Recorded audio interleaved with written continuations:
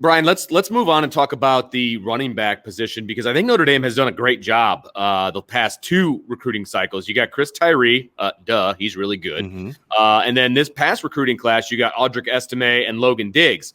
Great 1-2 punch in that class. So and by the way, let me just reiterate the fact that these two recruiting classes of running backs is so much better than what Notre Dame has seen previous to that. Okay. Yeah. So this is a huge step up.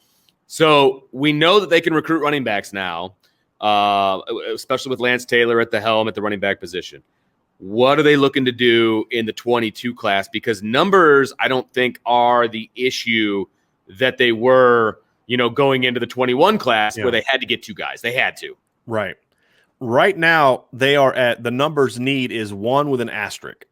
Okay. And the reason I say there's an asterisk by it is because if Kyron Williams has another big year, rushes for 1,000+ yards, there's a chance he's gone. Sure. Then there's a chance that, do you need to bring Sebo Flemister back to be your second, third, or fourth running back?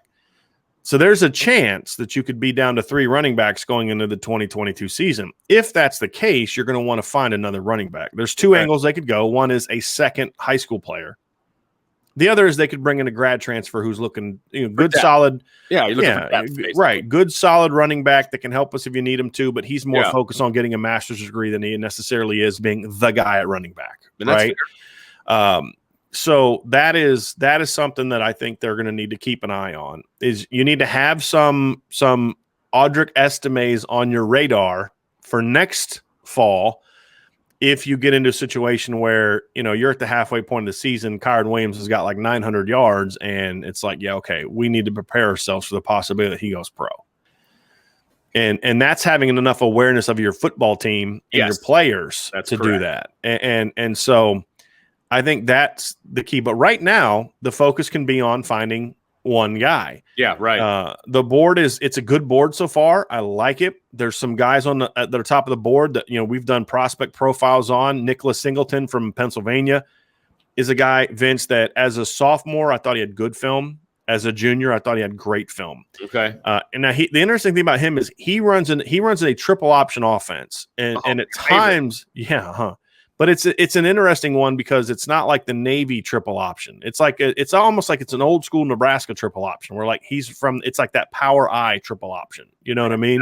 That's what we ran in high school, by the way. Right. And then you'll there's times where he'll play out of the shotgun and he has experience, but it's a lot of what he does is on the perimeter. We don't get a chance to see him kind of run between the tackles much. When he does, it's impressive. Okay. But, there would be sort of a schematic technical change needed for him, but he's talented. I mean, he's a well-built kid, 5'11", 6 foot, 200 pounds, really saw his body. I mean, he was like 180 pounds as a sophomore, looked thin as a sophomore, really filled out as a junior, physical kid. And his production was his production this year was outstanding in limited games against really good competition, and in 8 games, he ran for 1,300 yards and 22 touchdowns. I mean, they're playing against the same teams that Phil Dracovic was playing against. Yeah. You know what I mean? He had over 100 yards against Pine Richland. That was one of the games that I broke down because it was his lowest yardage total of the year. He had a little over 100 yards. And then, you break the game down and you're like, boy, there's some impressive runs in there because they were geared on just stopping him. Yeah. And that's when you can really see a guy at his best is when, he's maybe not having as much success. He's not ripping off 80-yard runs. And he's like, he's got to battle. He's got to grind. What do you learn from him in those games? And that's what I learned from him is this is a talented running back. And he's a traditional running back in that, he is a guy that's going to do damage from the backfield. He's going to run inside zone, outside zone, counter power. He can catch the ball, but it's kind of catching the ball out of the backfield, not a guy like you're going to line up in the slot. Right. Yep.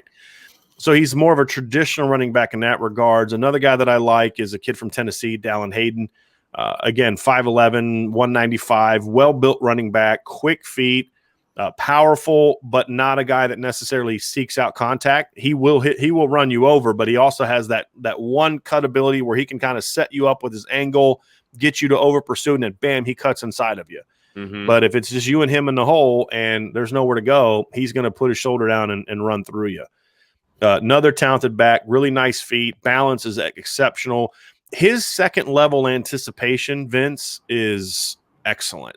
And he's another guy. Both of those guys, like Ohio State's recruiting both of those guys. Of course. They're very talented players. You got Jabron Payne from Ohio. They recently offered Jadarian Price from Texas. Jordan James is another kid they recently offered from Tennessee. Zach Evans is another really talented running back that they recently offered from Texas. So they're building the board and going after it. And they just, like I said, they just need to get one. And so if they could get a Singleton or a Hayden, I think that to me would just be, home run.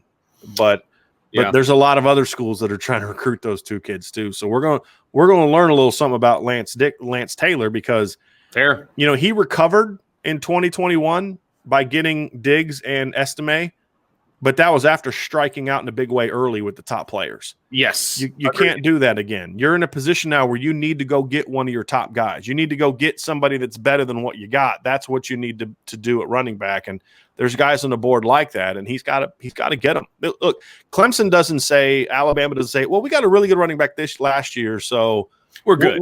We'll just get a solid depth player. No, you go out and get a guy that's the thing is you're always trying to recruit better than what you got. That's what the great teams do. And so, you had a really good running back class in 2021. So try and go get a better one this year. Right. That's exactly what you should do. And there are some guys on the board that are that. Now it's closing time, and we're going to find out whether or not Lance Taylor can close.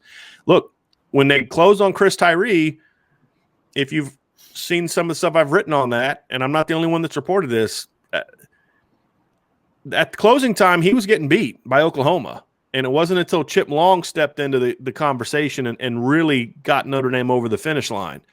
So it's kind of like what we talked about with what Marcus Freeman's done recently. It's Lance had gotten Notre Dame in the dance, but it was Chip Long that they needed to kind of get him across that to the end line. But I see you dancing over there.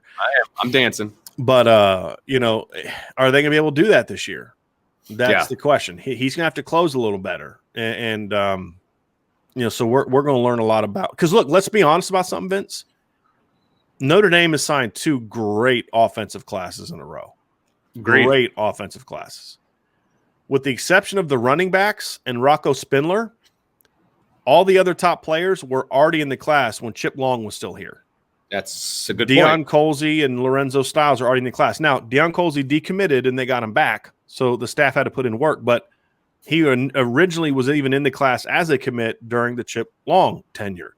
The 2019 or 20 class was the one that had the high level talent: Chris Tyree, Jordan Johnson, Michael Mayer. Tyler Buckner was committed while Chip Long was here. Now, that doesn't mean Tommy Reese didn't have a huge role in that, because he did. Sure. But the point is, we haven't seen this staff, as currently constructed, go out and land a lot of top players. We just haven't. And so this is a big year for Tommy Reese to say, hey, I can recruit too, right? Like, yeah, Chip did a great job, but I can recruit too.